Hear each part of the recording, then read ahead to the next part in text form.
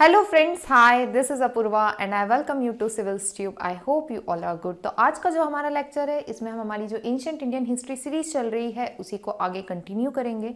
Last lecture में हमने modern administration के बारे में पढ़ा था, उसे डिटेल में डिस्कस करा था। हमने देखा था कि किस तरीके की प्रोविंशियल यूनिट्स थी उस समय, सेंट्रल एडमिनिस्ट्रेशन किस तरीके का था, कौन से ऑफिशियल्स थे, क्या इंपॉर्टेंस थी, वो सारी चीज़ों को डिटेल में डिस्कस करा था। अब जो हमारा आज का लेक्चर होगा उसमें भी हम मौर्यन एम्पायर के बारे में डिस्कस करेंगे। हम डिस्कस करेंगे कि क्या इकोनॉमिक कंडीशन थी उस समय, किस तरीके की इकोनॉमी वर्क करती थी, क्या अध्यक्ष थे, किस तरीके की सिचुएशन थी इकोनॉमिकल। इसके अलावा हम देखेंगे सोसाइटी कैसी थी। सोसाइटी बहुत इंपॉर्टेंट टॉपिक है, तो उस समय की सोसाइटी से रिलेटेड काफ़ी क्वेश्चंस बनते हैं एग्जाम में, तो उसे भी डिटेल में डिस्कस करेंगे। तो let's start with our today's lecture. जब हमने लास्ट लेक्चर में मॉडर्न एडमिनिस्ट्रेशन के बारे में डिस्कस करा था, तो हमने काफ़ी सारे ऑफिशियल्स के बारे में पढ़ा था कि शिप से रिलेटेड इंडस्ट्री के लिए सुप्रिंटेंडेंट थे, माइन से रिलेटेड इंडस्ट्री के लिए थे, सॉल्ट से रिलेटेड इंडस्ट्री के लिए थे। तो हर इंडस्ट्री से रिलेटेड अध्यक्ष थे, सुप्रिंटेंडेंट थे, जिससे हमको पता चलता है कि उस समय काफ़ी सारी इकोनॉमिक एक्टिविटीज़ होती थी। तब हम मौर्यन एम्पायर के बारे में पढ़ते हैं। तो मौर्यन एम्पायर काफ़ी वास्ट एरिया में फैला हुआ था, पूरे इंडियन सब कॉन्टिनेंट को कवर करता था। सदर्न पार्ट को यदि छोड़ दिया जाए, except southern tip of Indian subcontinent, पूरा की पूरा एरिया अंडर मौर्यन एडमिनिस्ट्रेशन आता था, मौर्यन एम्पायर के अंडर आता था। तो यदि इतने बड़े एम्पायर के लिए, यदि इतने बड़े एरिया को मौर्यन एम्पायर कंट्रोल कर रहा था, तो डेफिनेटली उस समय की इकोनॉमिक कंडीशन भी अच्छी होगी। तो जो मौर्यन एम्पायर था उस समय, जो इकोनॉमी थी वो काफ़ी ज़्यादा फ्लरिश्ड थी, काफ़ी ज़्यादा वेल डेवलप्ड थी और काफ़ी सारी इकोनॉमिक एक्टिविटीज़ में लोग इन्वॉल्व थे। Okay, very developed for its time. उस समय के हिसाब से काफ़ी ज़्यादा डेवलप्ड इकोनॉमी थी। सेंट्रलाइज्ड गवर्नमेंट देखने के लिए मिलती है हमको। हमने लास्ट लेक्चर में भी डिस्कस करा था, तब हमने एडमिनिस्ट्रेशन पढ़ा था कि जो मौर्यन एम्पायर था वो काफ़ी ज़्यादा सेंट्रलाइज्ड था और उसका जो सोल था वो थे किंग। ठीक है, तो हर चीज़ काफ़ी ज़्यादा सेंट्रलाइज थी, मशीनरीज काफ़ी ज़्यादा वेल डेवलप्ड थी उस समय की। तो सेंट्रलाइज्ड गवर्नमेंट थी जो सारी इकोनॉमिक एक्टिविटीज़ को कंट्रोल करती थी, रेगुलेट करती थी, उससे रिलेटेड रूल्स और रेगुलेशंस बनाती थी। अब हम देखते हैं कि हमको कैसे पता चलता है कि उस समय की इकोनॉमिक कंडीशन अच्छी होगी या उस तरीके की इकोनॉमिक एक्टिविटीज़ होती है। तो अर्थशास्त्र ऑफ कौटिल्य, इसके बारे में हम लास्ट लेक्चर में भी डिस्कस कर चुके हैं। उसमें 27 सुप्रिंटेंडेंट्स के बारे में बताया है, 27 अध्यक्ष के बारे में बताया है, जो डिफरेंट इकोनॉमिक एक्टिविटीज़ को कंट्रोल करते हैं, रेगुलेट करते हैं। ओके, तो इकोनॉमिक एक्टिविटीज़ को रेगुलेट करने के लिए अराउंड 27 अध्यक्ष थे, जिससे हमको पता चलता है कि इकोनॉमिक एक्टिविटीज़ काफ़ी बड़े लेवल पे उस समय परफॉर्म होती थी। ओके, मौर्यन एम्पायर ने काफ़ी सारे रूल्स और रेगुलेशंस को एनफोर्स किए थे इकोनॉमिक एक्टिविटीज़ को और ज़्यादा डेवलप्ड करने के लिए और इकोनॉमिक कंडीशन को सुधारने के लिए टाइम टू टाइम कुछ नए स्टेप्स लिए जाते थे, कुछ नई एक्टिविटीज़ की जाती थी, कुछ नई रेगुलेशंस लाए जाते थे, ताकि इकोनॉमी काफ़ी अच्छे से डेवलप करे और उसमें किसी भी तरीके का हिंडरेंस ना आए। ओके, तो अब सबसे पहले हम इकोनॉमिक एक्टिविटी में देखेंगे एग्रीकल्चर। जैसे हम आज की तारीख में इंडिया देखते हैं, तो इंडिया में around 70% of the Indian population अभी भी रूरल एरिया में रहती है और एग्रीकल्चर इंडियन इकोनॉमी की अभी भी बैकबोन है और उस समय भी ऐसा था। जो इकोनॉमी थी मौर्यन एम्पायर के टाइम, उसकी जो बैकबोन थी वो एग्रीकल्चर था और एग्रीकल्चर काफ़ी ज़्यादा सेटल्ड वे में लार्ज स्केल पे उस समय होता था।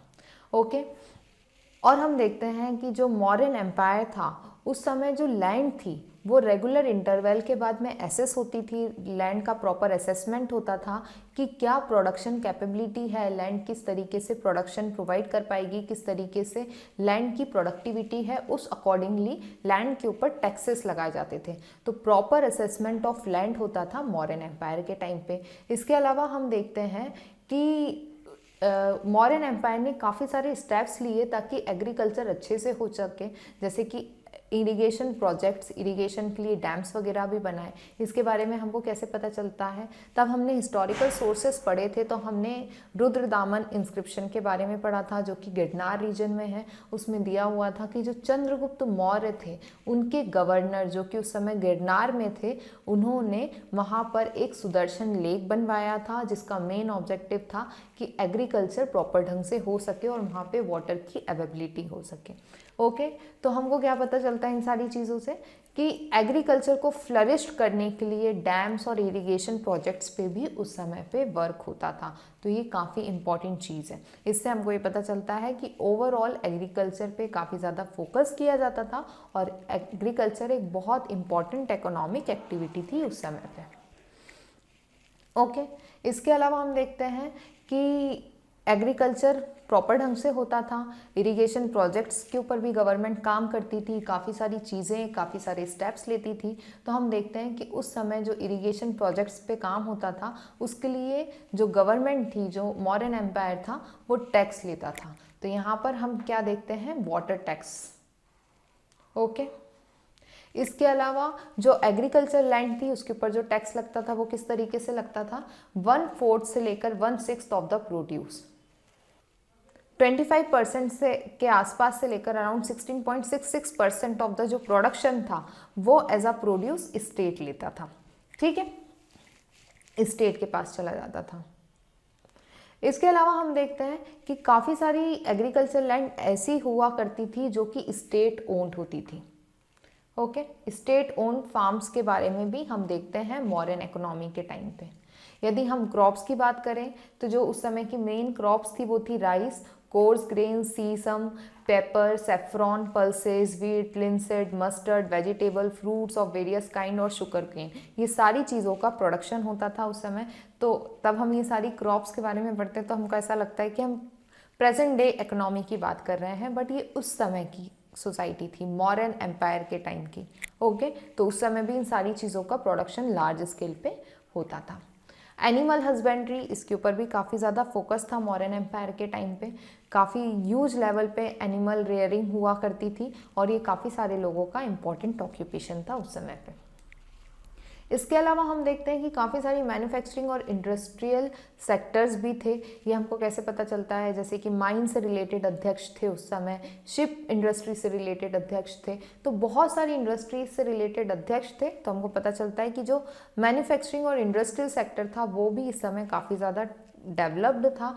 काफ़ी तरीके की इंडस्ट्रीज़ हुआ करती थी, जैसे कि टेक्सटाइल इंडस्ट्री थी, माइनिंग इंडस्ट्री थी, मेटलर्जी इंडस्ट्री थी, शिप बिल्डिंग थी, ज्वेलरी मेकिंग थी, मेटल वर्किंग थी और पॉट मेकिंग इंडस्ट्रीज़ के बारे में भी हमको पता चलता है। अब हम देखते हैं कि काफ़ी सारी इंडस्ट्रीज़ थी, जैसे हमने देखा माइनिंग थी, मेटलर्जी इंडस्ट्री थी, टेक्सटाइल इंडस्ट्री थी, शिप बिल्डिंग थी, ज्वेलरी थी। तो इन इंडस्ट्रीज़ को भी ऑर्गेनाइज करने के लिए काफ़ी सारी गिल्ड्स हुआ करती थी, मतलब कि उस इंडस्ट्री को रेगुलेट करने के लिए गिल्ड्स बनाई जाती थी और उसका जो हेड होता था उसको कहा जाता था ज्येष्ठक। इन गिल्ड्स के बारे में हमको इंस्क्रिप्शन से पता चलता है, जैसे ऑयल इंडस्ट्री से रिलेटेड, सिल्क वीवर से रिलेटेड गिल्ड्स के बारे में इंस्क्रिप्शंस के अंदर मेंशन है। तो उससे हमको पता चलता है कि उस समय जो गिल्ड्स हुआ करती थी वो काफ़ी इम्पॉर्टेंट थी। ओके, अब जो इंडस्ट्रीज़ होती थी उनसे रिलेटेड यदि कोई डिस्प्यूट होता था तो वो ये गिल्ड्स के मेंबर्स ही उसको रिजॉल्व करते थे। उस डिस्प्यूट का रिजॉल्व करने का मेन जो काम होता था वो इस गिल्ड्स के पास ही होता था। इसके अलावा ये लोग कॉइन भी इशू करते थे। ओके, डिस्प्यूट रिजॉल्व करते थे, जो क्राफ्ट्समैन होते थे उनके राइट्स को, उनको प्रोटेक्ट करना, सपोर्ट करना, ये काम करते थे। इसके अलावा जो गिल्ड्स होते थे वो उस समय अपने कॉइन्स भी इशू करते थे। तो ये काफ़ी इंपॉर्टेंट फैक्ट है इनसे रिलेटेड। इसके अलावा हम देखते हैं कि जो क्राफ्ट्समैन होते थे, जो आर्टिस्ट होते थे, उन्हें काफ़ी ज़्यादा प्रोटेक्शन प्रोवाइड किया जाता था स्टेट के द्वारा और उनके अगेंस्ट कोई यदि ऑफेंस होता था तो उसके लिए सीवियर पनिशमेंट के बारे में मेंशन्ड है अर्थशास्त्र में। ओके, तो आर्टिशंस और क्राफ्ट्समैन की काफ़ी इम्पॉर्टेंट पोजीशन थी सोसाइटी में और उनको हर तरीके से प्रोटेक्ट करने की कोशिश की जाती थी।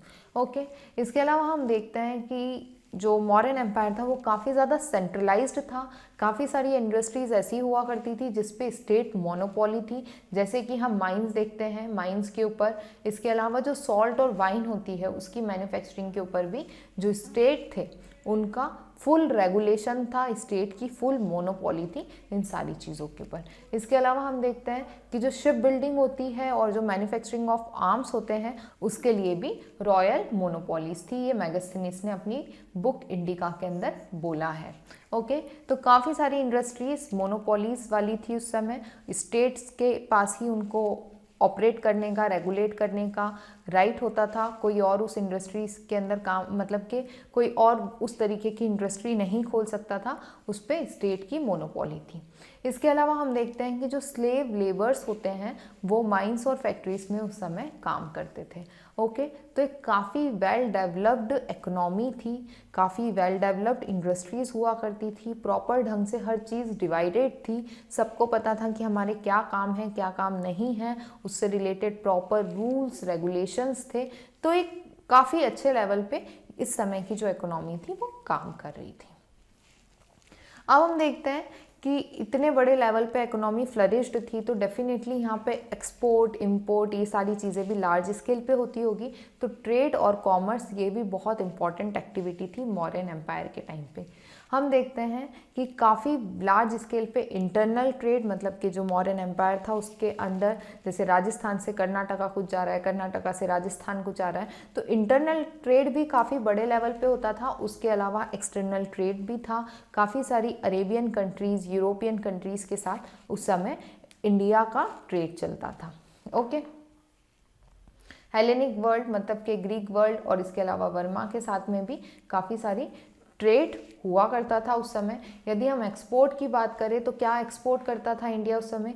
Spices, pearls, diamond, cotton textile, ivory work, conch shell, ये सारी चीज़ों को एक्सपोर्ट करता था। और इंपोर्ट की बात करें तो हॉर्सेस, ये बहुत इंपॉर्टेंट है कि हाँ, हॉर्सेस को इंपोर्ट करता था। गोल्ड, ग्लास, लिनन एक्सेट्रा, ये सारी चीज़ें इंडिया इंपोर्ट करता था।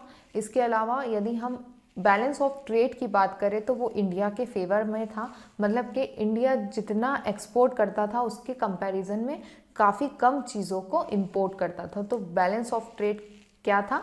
इंडिया के फेवर में था। तब हम इकोनॉमिक्स पढ़ते हैं तो हम उसमें बैलेंस ऑफ ट्रेड का कंसेप्ट पढ़ते हैं, जो हमको ये बताता है कि कंट्री जितना एक्सपोर्ट कर रही है उसकी कंपैरिजन में कितना इंपोर्ट कर रही है। यदि पॉजिटिव बैलेंस ऑफ ट्रेड है, मतलब कि आप ज़्यादा एक्सपोर्ट कर रहे हो, कम चीज़ों को इंपोर्ट कर रहे हो। और यदि नेगेटिव बैलेंस ऑफ ट्रेड है, जो एट प्रेजेंट इंडिया का है नेगेटिव बैलेंस ऑफ ट्रेड, उसका मतलब ये होता है कि आप काफ़ी ज़्यादा चीज़ों को इंपोर्ट कर रहे हो बट उसके कंपैरिजन में एक्सपोर्ट कम कर रहे हो। ओके, जो ट्रेड एक्टिविटीज़ थी वो उस समय सी रूट से भी होती थी और लैंड रूट से भी होती थी, दोनों तरीके से होती थी। प्रॉपर सिक्योरिटी अरेंजमेंट थे ताकि किसी भी तरीके का नुकसान ना हो। प्रॉपर तरीके के वेयर हाउसेस आपको उस समय देखने के लिए मिलते थे, गोडाउन्स और सारे मीन्स ऑफ ट्रांसपोर्ट्स देखने के लिए मिलते थे। काफ़ी वेल डेवलप्ड वे में ट्रेड और कॉमर्स एक्टिविटीज़ भी परफॉर्म होती थी, ट्रेडिंग एक्टिविटीज़ परफॉर्म होती थी। प्रॉपर वेयर हाउसेस, गोडाउन्स बनाए जाते थे ताकि चीज़ों को प्रॉपर ढंग से स्टोर किया जा सके और किसी भी तरीके का वेस्टेज ना हो। ओके, स्टेट रेगुलेट करता था ट्रेड एक्टिविटी को, इसके लिए प्रॉपर लाइसेंसिंग प्रोवाइड की जाती थी। जैसे आज की तारीख में आपको लाइसेंस प्रोवाइड किया जाता है, कोई भी आप नई एक्टिविटी परफॉर्म करते हैं या ट्रेडिंग एक्टिविटी के लिए, उस तरीके से उस समय भी था कि लाइसेंस प्रोवाइड किया जाता था ट्रेड एक्टिविटीज़ के लिए। इसके अलावा जो ट्रेडिंग एक्टिविटी थी वो हाईवेज के थ्रू भी होती थी और नेविगेबल रिवर्स के थ्रू भी होती थी। नेविगेशन के थ्रू भी काफ़ी सारी ट्रेड एक्टिविटीज़ उस समय होती थी। ओके, तो दोनों तरीके से ट्रेड एक्टिविटीज़ होती थी।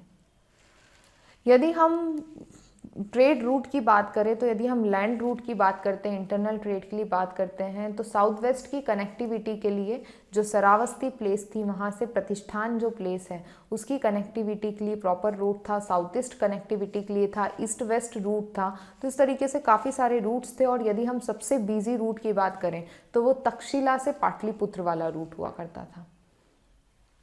ओके, ये बहुत इंपॉर्टेंट हाईवे था। लास्ट लेक्चर में हमने डिस्कस करा था प्रोविंशियल यूनिट्स के बारे में।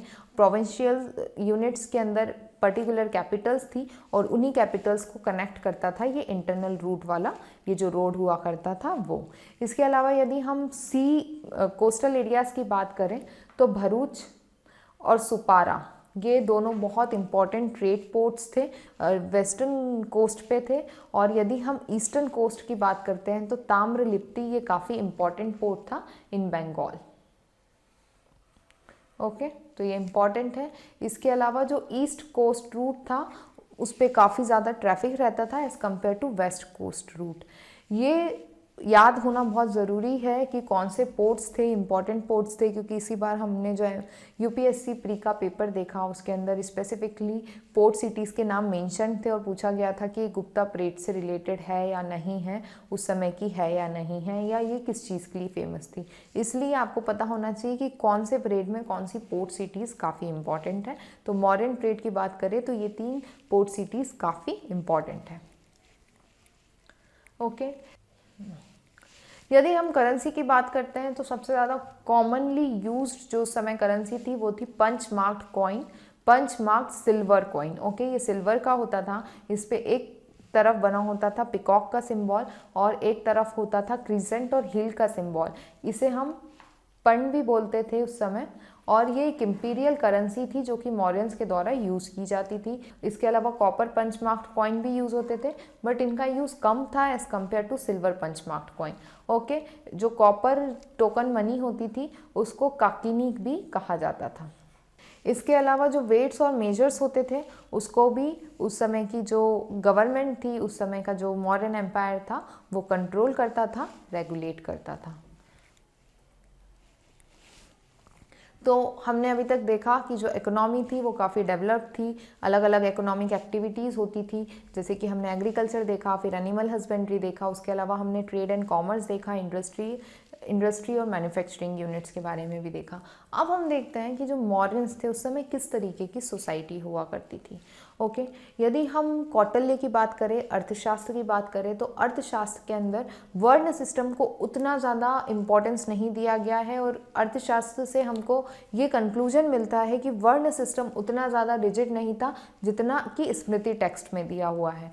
जब हम वैदिक कल्चर के बारे में पढ़ते हैं और तब हम 1000 BC से 600 BC का टाइम पीरियड पढ़ते हैं और मॉरियंस के पहले तक का टाइम पीरियड पढ़ते हैं, तो हम देखते हैं कि वर्ण सिस्टम काफ़ी ज़्यादा रिजिड था, और वर्ण सिस्टम के रिजिड होने के कारण ही काफ़ी सारे दूसरे रिलीजन्स इमर्ज होकर आए थे, जैसे कि जैनिज्म और बुद्धिज़्म। तो हम यहाँ पर ये देखते हैं कि जो सोसाइटी थी उसमें वर्ण सिस्टम बहुत ज़्यादा रिजिड नहीं था, क्योंकि चाणक्य के हाथ में मेनली इस समय की इकोनॉमी थी, इस समय की पॉलिटिकल कंडीशन वो ही देखते थे। तो मेन जो रूल्स और रेगुलेशन थे वो अर्थशास्त्र के थ्रू चाणक्य ने बनाए थे। तो उन्हें वर्ण सिस्टम को एज सच कोई बहुत ज़्यादा इंपॉर्टेंस नहीं दी गई है, वर्ण सिस्टम बहुत ज़्यादा रिजिड नहीं था। हम ये भी देखते हैं कि तब मौर्यन एम्पायर था तो उस समय जो वैश्य और शूद्र थे उनके बीच का जो गैप था वो काफ़ी ज़्यादा कम हो गया था। जो वैश्य थे वो काफ़ी ज़्यादा कंसंट्रेट करते थे ट्रेड एक्टिविटीज़ पे, उसके अलावा एग्रीकल्चर पे, और जो शूद्र थे उसमें कुछ अब एग्रीकल्चर पे फोकस करने लगे थे और कई लोग आर्टिस्टिक वर्क और आर्टिस्ट का काम करते थे।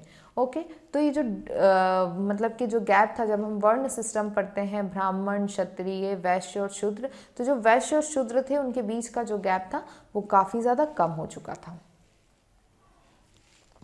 इसके अलावा बहुत इंपॉर्टेंट चीज़ है मेगास्थनीज की इंडिका। जब हम देखते हैं तो हमको इससे भी पता चलता है कि वर्ण सिस्टम बहुत ज़्यादा रिजिड नहीं था उस समय, सोसाइटी में अलग तरीके के डिविजन्स थे। मेगास्थनीज की जो बुक है इंडिका, उसमें बताया गया है कि इंडिया में मौर्यन एम्पायर के दौरान 7 कास्ट हुआ करती थी। अब वो कास्ट क्या थी? फिलोसफर्स थे, फार्मर्स थे, सोल्जर्स थे, हर्ट्समैन थे, आर्टिशंस थे, मजिस्ट्रेट थे और काउंसिलर्स थे। ओके, तो ये काफ़ी अलग तरीके का डिवीज़न है, जिससे हमको पता चलता है कि सोसाइटी बहुत अलग थी मौर्यन एम्पायर के दौरान।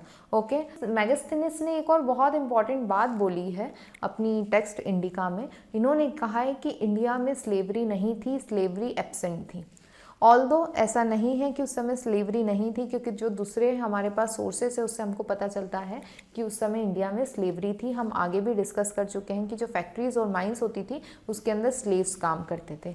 ओके, इंडिया में स्लेवरी थी, बट जिस तरीके से हम यूरोपियन कंट्रीज़ की उस समय जो ग्रीक था, यहाँ पर जिस तरीके से इंस्टीट्यूशनलाइज्ड वे में स्लेवरी प्रेजेंट थी, उस तरीके की चीज़ इंडिया में नहीं थी। प्रॉपर इंस्टीट्यूशनलाइजेशन ऑफ स्लेवरी नहीं था। ओके, इसलिए मेगास्थनीज ने शायद अपनी बुक में ये कहा है कि इंडिया में स्लेवरी प्रेजेंट नहीं थी उस समय। यदि हम वुमेन्स की बात करें तो वुमेन्स की कंडीशन बहुत ज़्यादा ख़राब नहीं थी, जैसे कि हम पढ़ते आए हैं। वुमेन्स की कंडीशन काफ़ी ज़्यादा अच्छी थी मौर्यन सोसाइटी के दौरान। कौटिल्य ने अपनी बुक में कहा है कि जो वुमेन्स हैं उनके पास डिवोर्स और रीमैरी के भी राइट्स हैं। ओके, तो वुमन की कंडीशन उतनी ज़्यादा ख़राब नहीं थी। ओके, और जो अर्थशास्त्र है उससे हमको ये भी पता चलता है कि उस समय जो किंग्स होते थे उनके कई बार पर्सनल बॉडीगार्ड वुमेन्स भी होती थी। चंद्रगुप्त मौर्य की जो पर्सनल बॉडीगार्ड्स थे वो वुमेन्स थे, ये हमको काफ़ी सारे सोर्सेज से पता चलता है। तो वुमेन्स की जो पोजीशन थी सोसाइटी में वो उतनी ज़्यादा ख़राब नहीं थी जितनी ज़्यादा आप जो लेटर वैदिक पीरियड में पढ़ते हैं या जो गुप्ता पीरियड हम पढ़ेंगे उस समय पढ़ेंगे तो उस तरीके की सिचुएशन इस समय नहीं थी। देखिए, आपको एक चीज़ समझनी होगी, तब हम बौद्धिज़्म और जैनिज़्म के इमर्जेंस के बारे में पढ़ते हैं तो हम देखते हैं कि जो रिलीजन्स थे उनका इमर्जेंस ही इसलिए हुआ था क्योंकि वो हिंदू रिलीजन के जो वैदिक रिलीजन के जो ऑर्थोडॉक्स थिंकिंग थी उससे बाहर निकलने के लिए। तो जब चंद्रगुप्त मौर्य आए और तब अशोका आए, जब बिंदुसार आए, तो ये लोग हिंदुइज्म के फॉलोअर नहीं थे। चंद्रगुप्त मौर्य जैन फॉलोअर थे, उसके बाद में जो बिंदुसार थे वो आजीविका सेक्ट के फॉलोअर थे, फिर उसके बाद में जब अशोक आए तो वो बुद्धिज़्म के फॉलोअर बने। तो इस तरीके से हम देखते हैं कि इस समय जो हिंदू रिलीजन था उसका थोड़ा इन्फ्लुएंस कम हो चुका था और बुद्धिस्ट रिलीजन इन सब चीज़ों का इन्फ्लुएंस ज़्यादा था। तो सोसाइटी में जो कास्ट सिस्टम था वो उतना ज़्यादा रिजिड नहीं था। प्लस हम ये भी देखते हैं कि जो वुमन की जो कंडीशन थी वो इस समय बेटर हो चुकी थी। इसके अलावा एक और बहुत इंपॉर्टेंट चीज़ है जो कि हमको अर्थशास्त्र से पता चलती है कि जो अशरी होती है, मतलब कि मनी लैंडिंग, वो उस समय प्रेजेंट नहीं थी, मनी लैंडिंग एब्सेंट थी। ओके, तो ये भी एक बहुत इंपॉर्टेंट फैक्ट है। तो यहाँ तक हमने जो मॉडर्न एम्पायर था उसका जितना भी एडमिनिस्ट्रेशन था वो डिस्कस कर लिया, इकोनॉमिक कंडीशन को डिटेल में डिस्कस कर लिया, सोसाइटी के बारे में डिटेल में डिस्कस कर लिया। अब जो हमारा नेक्स्ट लेक्चर होगा वो काफ़ी इंपॉर्टेंट है, उससे रिलेटेड बहुत क्वेश्चन आते हैं।